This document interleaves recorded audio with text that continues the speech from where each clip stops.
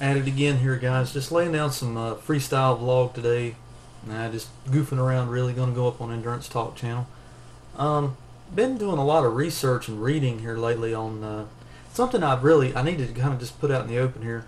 I really have a strong respect for independent films, not only from yesteryear and from the ones I grew up watching, but from ones that are still being made now, or what they call an independent film.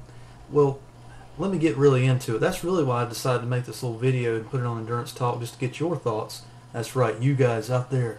You over there, and you over there. You up there, or over there. No, for real, guys, through the reading I've been doing on the internet, I kind of came to this realization. I was sitting there reading. I like to read about upcoming movies. Like, there's this movie website that I go to a lot called comingsoon.net, I believe it is. Or was it .com? I think it was .net. Anyways, comingsoon.net and upcomingmovies.com, places like that, where they give you a lot of info on new films that are coming out.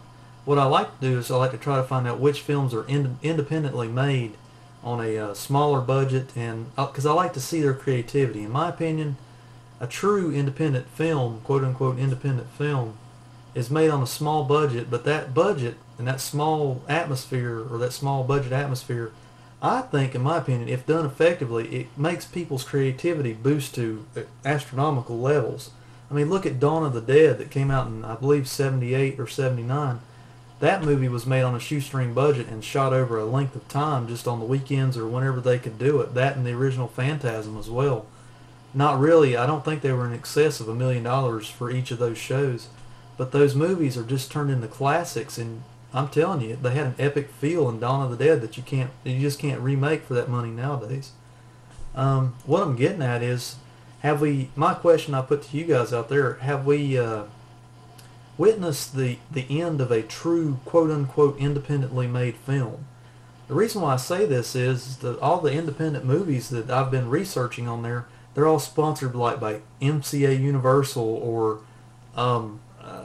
Screen Gems. They all have a big studio still behind them, basically pulling the strings after the fact. It's like they give them a little bit of money and they tell them to go out and make their picture, and we, the big time studio, will distribute it out to all these movie theaters and get you well known. And basically, that's, to me, not really what an independent film is all about. I know distribution is not naive. I know it's important, and you want your film, if you put a lot of heart and soul into it, to get out there and be seen by the masses and everything. But it just seems to me, movies that I grew up watching through the 70s and 80s and even into the 90s, independently made films then, they were made by money of your own. I mean, look at Clerks. Kevin Smith put all that budget on his credit cards. I think it was somewhere in the realm of 20-some thousand, 24, 27,000 was the budget for that movie, I believe. And basically, you know, he's made his bank back over the years, big time. But that's what I think of when I think of an independently made film. You get your friends involved, you take your own cash, your own equipment, whatever you can find, borrow, steal, kill. Get whatever you can, and you go out and you make this movie. You're not on anybody's schedule. You have to make the movie. And even if it takes like 2 or 3 years just shooting on the weekends and wherever you can get with other people's schedules, that to me is an independent film. Nowadays it's kind of like it's still a studio picture to me. Am I wrong in thinking this? Please drop a comment. Basically today it seems like they give you a little bit of money and they say, okay, you can go make whatever you want, but you still have to have it done in 30 days.